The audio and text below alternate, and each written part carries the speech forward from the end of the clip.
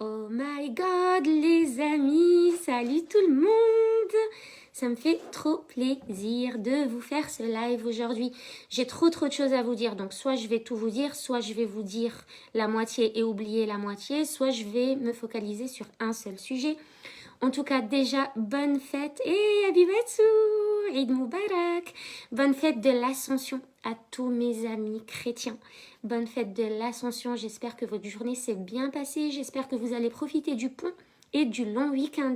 Bonne fête de l'Aïd à tous les musulmans du monde, à leurs familles, leurs amis, leurs voisins, à tout le monde. Bonne fête Habibatsu, merci beaucoup. Oh my god, la fin du Ramadan les amis, la fin du Ramadan. Mais quel beau challenge de relever chaque année qui permet d'augmenter sa confiance en soi. Vous pouvez pas imaginer comment ce genre de défi, on va appeler ça un défi spirituel, un défi physique, un défi mental, un défi moral, vous pouvez, il regroupe tous les défis du monde quoi. Comment ça vous permet d'augmenter votre confiance en soi? C'est un truc de fou, fou, fou. J'ai des amis convertis et parmi eux, enfin parmi elles, parce que c'est des femmes, il y en a qui viennent de faire leur premier ramadan cette année. Je vous garantis que quand vous faites un truc de fou de ce type que vous n'avez jamais fait de votre vie, vous ressortez transformé. Vous n'êtes pas la même personne. D'accord? Donc, c'est en faisant des trucs de malade qu'on devient une personne différente qui peut faire plein de trucs de malade dans sa vie et qui arrête d'avoir peur parce qu'elle voit qu'elle survit, elle voit qu'elle le vit, elle voit que ça la change, que ça la transforme, que ça fait d'elle une personne qui est maintenant consciente qu'elle a une sacrée puissance en elle pour affronter ses peurs, pour les traverser et pour voir ce qu'il y a derrière, qu'est-ce qu'il y a de beau derrière. C'est vraiment un truc de fou. Vous croyez franchement que, par exemple, des athlètes de haut niveau vont avoir peur d'aller au JO? Ça n'existe pas. Les personnes qui ont relevé des défis de dingue et qui ont traversé des peurs de dingue n'ont plus les mêmes peurs que vous et moi. Parce qu'ils ont traversé d'autres flammes déjà dans leur vie. Donc, ils n'ont plus les mêmes peurs. C'est en traversant les peurs que vous n'avez plus peur. Mettez-vous ça dans la tête, c'est un truc de fou. Et le Ramadan nous le montre chaque année. Chaque année, une semaine avant le Ramadan, j'ai toujours eu cette pensée, oh purée, la semaine prochaine c'est le Ramadan, j'espère que ça va bien se passer, j'espère que j'aurai pas ci, j'espère que j'aurai pas ça. Et chaque année, ça se passe à merveille et de mieux en mieux chaque année. Donc, on s'habitue, notre tête s'habitue, le corps s'habitue, notre organisme s'habitue, notre cerveau comprend que comme il a déjà relevé ce défi, le même depuis des années, il n'y a aucune raison qu'il ne le relève pas cette année. Donc, au bout d'un moment, votre cerveau ne se pose même plus la question de s'il va le faire ou pas le faire. Il n'y a pas de langage interne contradictoire et opposé dans votre tête parce que votre cerveau l'a fait, il sait qu'il va le faire. Donc, ça, c'est comme ça. Hey, Amel, Eid Mubarak à toi aussi. J'espère que tu as bien fêté. Voilà, ça je vous l'ai déjà dit. Le truc pour ne plus avoir peur, c'est de traverser vos peurs. Donc les personnes qui me disent « Ah, mais comment vous faites? Vous pouvez même pas mâcher un chewing-gum? Non. Vous pouvez même pas boire? Non. Vous pouvez même pas manger un petit truc dans la journée? Non. Et ça va vous tenir? Vous n'allez pas mourir? Non. Parce que mon cerveau sait qu'il va pas mourir. Mon cerveau sait qu'il va survivre. Donc, quand c'est le Ramadan, et que ton cerveau a été habitué, alors là ça s'est obscurci, ça a été très nuageux aujourd'hui, j'espère que vous me voyez toujours bien. Quand le cerveau a été habitué à faire un truc, il se pose plus la question de s'il va le faire ou s'il peut le faire. Il n'y a plus de conflit interne, il n'y a plus de pattern d'auto-sabotage. Il n'y a plus de négociation. C'est non négociable, je l'ai déjà fait, je vais le faire. C'est un peu comme les réussites inconscientes que vous avez dans votre quotidien. Maintenant, est-ce que vous vous posez, pour celles qui conduisent, est-ce que vous vous posez la question si vous allez réussir à conduire votre voiture aujourd'hui ou non? Non, c'est automatique. Est-ce que vous posez la question, est-ce que vous allez réussir à faire marcher votre lave-vaisselle? Non, c'est automatique. Est-ce que vous vous demandez si vous allez réussir à manger? Est-ce que vous allez réussir à créer le bol alimentaire dans votre œsophage et dans votre estomac? Ben non, vous vous posez pas la question parce que vous avez confiance en votre corps et vous savez que c'est des choses que vous faites tous les jours. Donc, à un moment, le cerveau ne se pose plus la question de est-ce que je vais réussir ou je vais pas réussir quand il a déjà fait le truc. Un cerveau, ça se muscle. Oh my God, je vous dis ça, c'est même pas ce dont je voulais vous parler. Mais je sais pas, il fallait que je vous en parle parce que le ramadan, franchement, c'est un... Purée, j'ai les écouteurs qui tombent de mes oreilles, trop petites oreilles. Le ramadan, c'est un exemple parfait de développement personnel et de développement spirituel. Vous avez confiance, vous faites le truc, vous vous posez pas la question. Non, on n'a pas faim et non, on n'a pas soif parce qu'on ne se pose pas la question de la faim ou de la soif vu qu'on sait que le défi, c'est ça. Donc, on le fait parce qu'on l'a déjà fait et on s'habitue à le faire. Ensuite, la faim et la soif, etc. Tant que le cerveau ne voit pas, le cerveau ne demande pas. C'est pour ça qu'avant le ramadan, je donnais ce type de conseil à toutes les personnes qui allaient jeûner ou qui allaient commencer à jeûner pour la première fois. Ne restez pas en cuisine toute la journée à cuisiner pour le soir parce que vous stimulez les parties du cerveau qui sont responsables du plaisir et du désir. Et forcément, vous allez avoir faim parce que vous avez suggéré à votre cerveau certaines choses, des odeurs, des textures, des goûts, le visuel, il joue pour beaucoup. C'est pas pour rien que qu'en neuromarketing, d'accord, dans les publicités, on utilise des textures, des sauces avec des couleurs pour vous faire saliver. C'est bien parce que ça a un impact sur votre cerveau. Donc ça, c'est important à comprendre. Ce dont je voulais vous parler aujourd'hui, il y a une de mes anciennes clientes qui m'a dit « Mais Mounia, pourquoi tu as souvent une tenue de sport ?» De 1, c'est parce que à la base, je suis très sportive. À la base, je fais plus beaucoup de sport. Maintenant, un minimum, mais et encore, c'est pas suffisant à mes yeux. Mais à la base, je suis déjà très sportive. Mais la deuxième et la vraie raison de pourquoi j'ai souvent une tenue de sport à la maison, c'est parce que psychologiquement, ça me permet de me garder active. Parce que quand vous faites du télétravail, quand vous travaillez à la maison, quand vous êtes à la maison la majeure partie de votre temps, c'est très très facile de vous laisser aller. C'est très facile d'avoir la flemme. C'est très facile d'avoir l'impression que vous êtes cosy. Or, à la maison, moi j'ai besoin des fois même d'avoir mes chaussures parce que ça me permet de me garder dans le move et ça me permet de rester active. Donc j'aime bien être en tenue que mon cerveau a associé à une activité intense pendant de nombreuses années. Donc moi, c'est vrai que dans ma jeunesse, et très très longtemps, j'ai toujours été en tenue de sport avec un sac de sport dans les bras. Mon cerveau a associé tenue de sport à activité physique et sportive, activité intense. Donc même quand je suis à la maison, votre cerveau travaille par association, ce à quoi il associe les événements, à quelles émotions il associe les événements, à quelles émotions il associe une couleur, à quelles émotions il associe un parfum, etc. Moi, la tenue de sport, c'est l'activité. Donc même quand je suis à la maison, elle me met en énergie. Surtout si je dois faire un ménage ou si je dois travailler sur quelque chose ou voilà, ça me permet de rester en activité. C'est super important. J'avais une cliente comme ça qui me disait « Mais je comprends pas pourquoi j'ai toujours besoin de faire une grosse sieste. Tout le temps, je me sens fatiguée, j'ai un coup de barre, j'arrive pas à ne pas dormir. » dans la journée, dans l'après-midi et je culpabilise parce que ça me fait perdre un temps fou. En creusant avec elle en une séance, on s'est rendu compte qu'elle était en pyjama toute la journée. Et oui les amis, le cerveau pyjama, il dit sérotonine, cosiness, dodo, d'accord?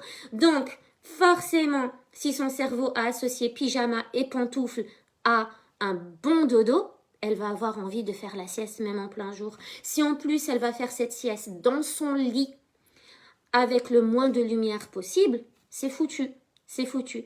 Donc, gardez en tête que votre cerveau travaille par association. Des associations neuronales, à quoi il a associé les choses. C'est trop important et je pense que ça va vous faire quelques déclics là dans votre cerveau parce que vous allez vous dire « Ah ouais, mais moi, quand je fais ça, c'est pour ça que... » D'accord? Ça, c'est les prises de conscience. Donc, moi, voilà, ça, c'était pour répondre par rapport à la tenue de sport. c'est ce qui me permet d'avoir cette énergie en fait là. Si j'étais en pyjama ou en une tenue que j'utilisais pour faire une conférence ou pour faire une défense de, je sais pas, de master ou n'importe quoi, je vais être un peu tac, tac, tac. Je vais pas réussir à bouger, je vais pas être à l'aise parce que mon cerveau aura associé cette tenue à examen stressant. Ou à alors il faut se tenir bien droite pour faire professionnel. La tenue que vous portez en dit long sur vous et sur les comportements que vous adoptez. Il n'y a pas de belle tenue, pas belle tenue, il n'y a rien qui doit paraître professionnel, pas professionnel. Tout ce que vous portez, c'est vous. C'est vous. Vous n'avez pas besoin de ressembler à quelqu'un pour paraître professionnel. C'est pas une tenue qui va faire de vous que vous êtes plus ou moins professionnel que quelqu'un d'autre. Ça n'a absolument rien à voir, purée. Ça n'a rien à voir, ça. L'habit ne fait pas le moine. Et ça, c'est aux États-Unis que vraiment j'ai appris cette leçon. Un truc de fou, je vous l'avais déjà dit dans le live où je vous parlais des États-Unis, où les gens, c'est des têtes de chez têtes de chez têtes. Ils vivent dans l'abondance qui déborde de leur vie, de leur poche, de leurs yeux, de leur nez. Mais ils sont simples.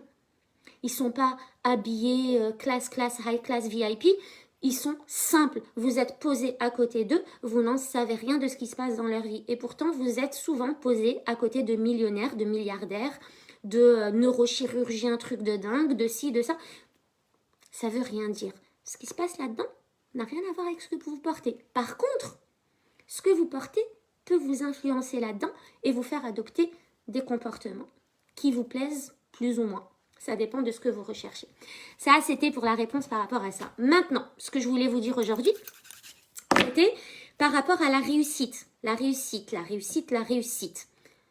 Un déclic, j'espère pour vous aujourd'hui, c'est que, comment je vais formuler ça? Comment je vais vous formuler ça? Ce qui fait, je me suis rendu compte de ça. En tout cas déjà pour moi, pour mes clientes et pour vous, je l'espère. Je me suis rendu compte il y a quelques temps, d'accord? Quand je commençais à être un peu novice dans le développement personnel. Il y a déjà pas mal de temps.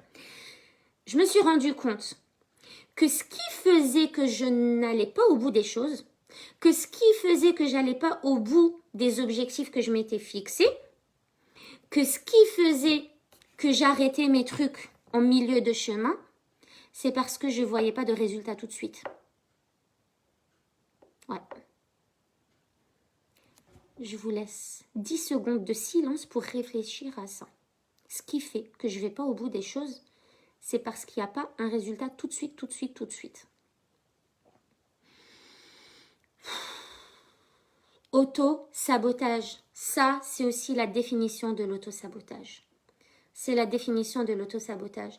Dans votre vie, vous n'aurez jamais de résultat tout de suite. C'est pour ça que ça s'appelle des conséquences. Les causes à effet. Les effets ne sont pas toujours immédiats. Ils ne sont pas toujours immédiats. Même quand vous travaillez pour quelqu'un dans une entreprise, purée, vous avez besoin d'attendre un mois pour avoir ce qu'on peut appeler une récompense financière, un salaire. Ça ne vient pas demain. Vous n'effectuez pas une tâche aujourd'hui et vous avez le résultat demain.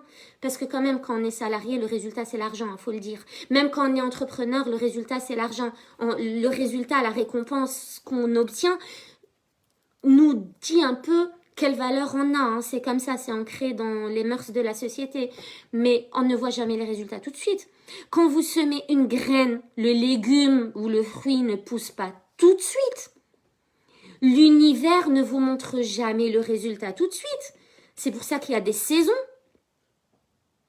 Même un arbre ne perd pas ses feuilles tout de suite. Il ne retrouve pas ses feuilles tout de suite. C'est tout un processus quantique, énergétique. C'est tout un processus.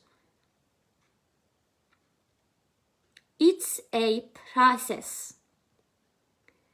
Donc, quand vous entreprenez quelque chose, ne vous attendez jamais à des résultats tout de suite. Sinon, ce que vous allez faire, c'est que vous allez débrancher la prise.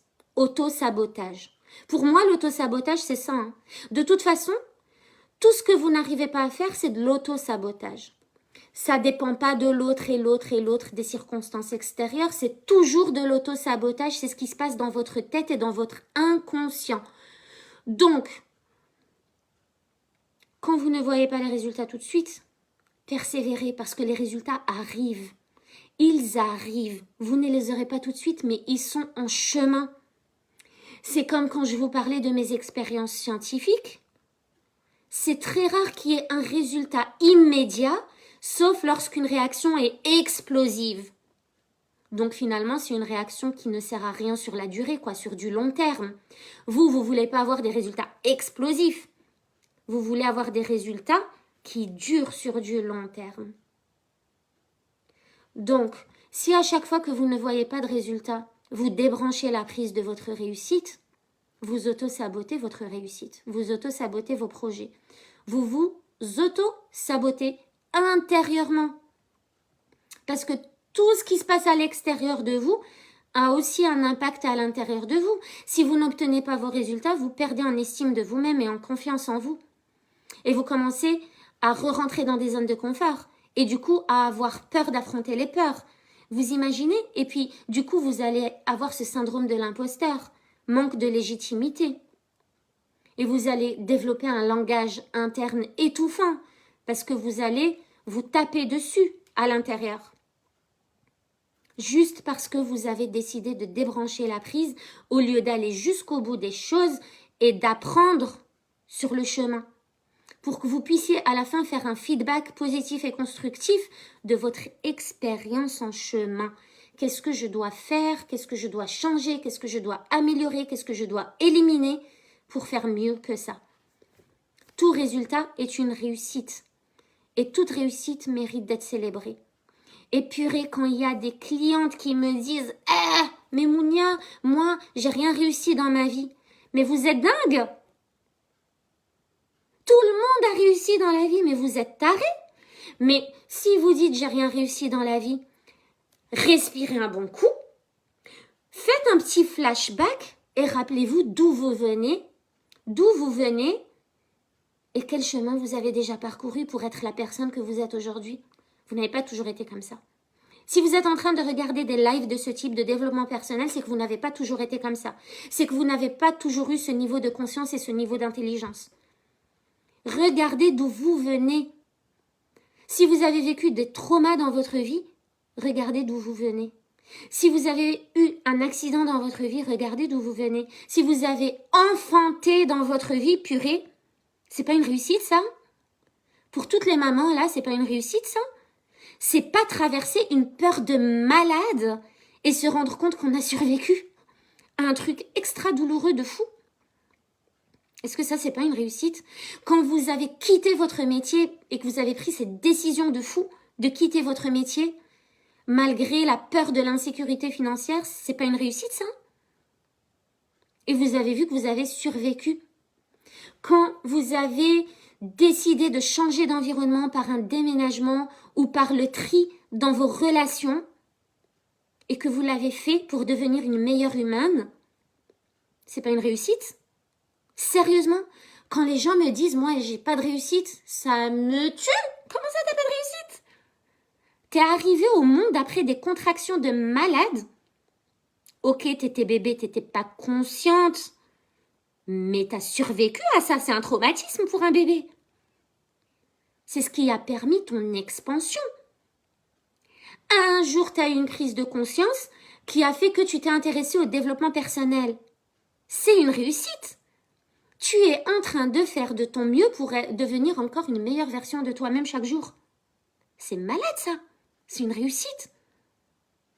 Quand tous les jours, pour celles qui ont des enfants, vous devez trouver des solutions à des problèmes inconnus chaque jour et nouveaux chaque jour avec vos enfants, c'est pas une réussite ça? De devoir résoudre des conflits entre eux, de devoir communiquer avec bienveillance, de faire du renforcement positif, de vous mettre à leur hauteur. Toutes ces choses que vous lisez, que vous essayez de mettre en application tous les jours pour devenir une meilleure version de vous-même chaque jour, c'est pas une réussite? Pour celles qui ont jeûné là le mois de Ramadan la première fois, c'est pas une réussite?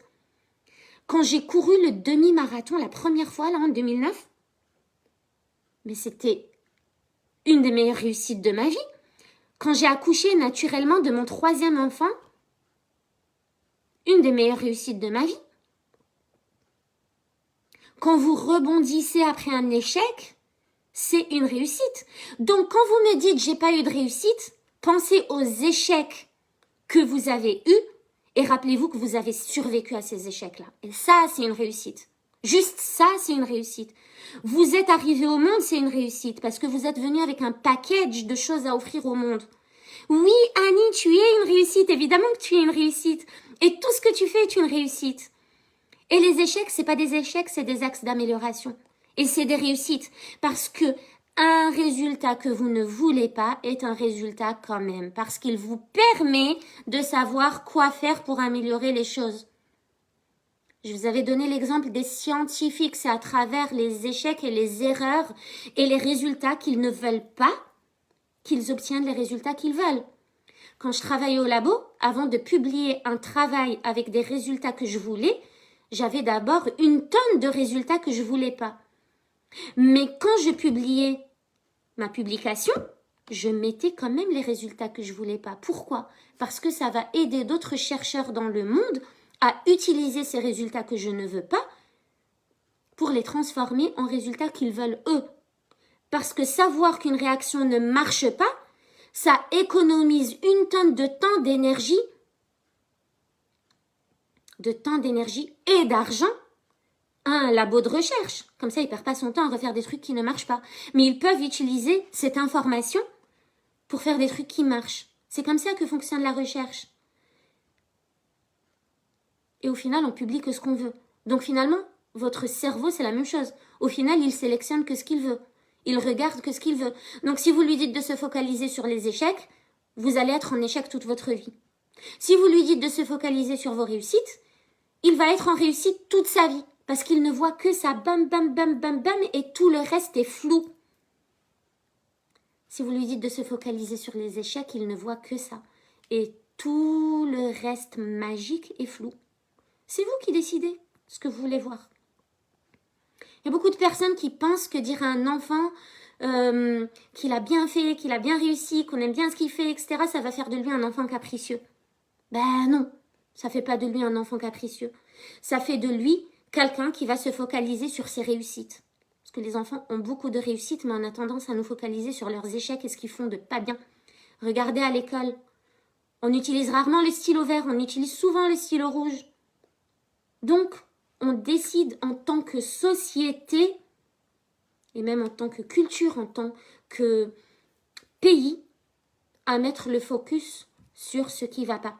Donc, c'est à vous de décider, est-ce que vous voulez suivre la masse ou est-ce que vous voulez enfin commencer à vous oxygéner et à célébrer toutes vos réussites de la journée. Et il y en a des tonnes, sauf que vous ne les voyez plus. Votre cerveau est occupé ailleurs. Voilà les filles. Le ramadan, c'était la fin aujourd'hui et c'était pour introduire ce sujet qui est juste dingue. Moi, j'adore le développement personnel, c'est un truc de malade. J'adore la croissance spirituelle, la croissance mentale. J'adore ce que je fais. Je suis passionnée par mon métier et le fait de comprendre des choses comme ça, et ben moi, je me dis que si je vous les transmets, ça va vous permettre de faire des gros bonds plutôt que de perdre votre temps dans des trucs. Si je vous dis que à chaque fois que vous n'allez pas au bout des choses, c'est vous qui débranchez la prise et qu'il faut persévérer, ça va peut-être vous rassurer ou vous faire prendre conscience de toutes les fois où vous avez décidé de débrancher la prise. Parce que quand vous décidez de débrancher la prise, j'ai envie de vous dire, mais qu'est-ce que tu as appris? Et là, vous allez être... rien. T'as rien appris, tu peux pas faire de feedback. Tout ce que tu auras appris, c'est que tu n'aurais pas dû débrancher la prise. Parce que, et si ça avait marché? Je vous dis à demain. Bisous, bisous à toutes.